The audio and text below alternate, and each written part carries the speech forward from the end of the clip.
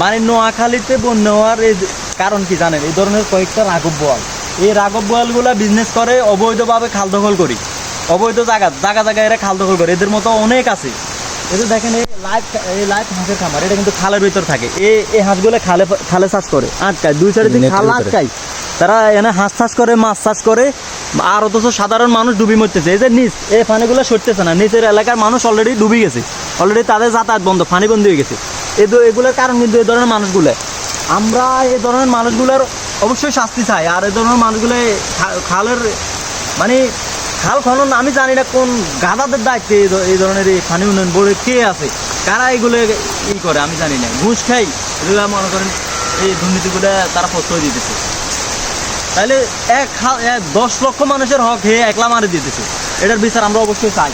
আমরা এভাবে আপনাদেরকে, যেটা সবচেয়ে বড় বাঁধ, মনে হয় যে একটা পাহাড়ি বাঁধ দিচ্ছে। দেখেন খালের উপরে দিক গোটা রাস্তা করে গেলেছে। এই পানি এই সাইড থেকে এই সাইডে জানা, এই সাইড থেকে এই সাইডে জানা। এই সাইডেও প্রজেক্ট, এখানেও মাছ চাষ করে।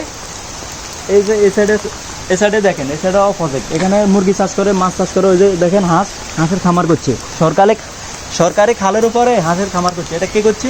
মুন্সি তালুকের সুনামধন্য ব্যবসায়ী সোলাইমান হাডারি। এটা সোলাইমান মার্কেট করছে হাতে। মুন্সি তালুক ছিল, এখন এটা সোলাইমান মার্কেট করছে, হাতার কাম এটা, বুঝছেন? এই যে দেখেন রাঘব বোয়াল, কালাদরব ইউনিয়নের রাঘব বোয়াল টাকা কামাই সরকারি খাল দখল করে এগুলো করতেছে। এই বাগনা তুই আছে। আসসালামু আলাইকুম।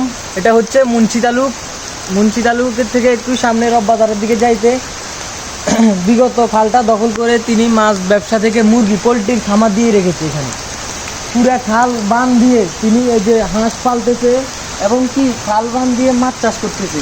পুরো মুন্সি তালুক তার নিয়ন্ত্রণে রয়েছে। তার কারণে এই যে আমাদের এদিকে বন্যা কিংবা পানি যাইতে পারতেছে না কোনো দিকে। আগে এই খাল দিয়ে করমুল্লা বাজারের দিকে, হাট দিকে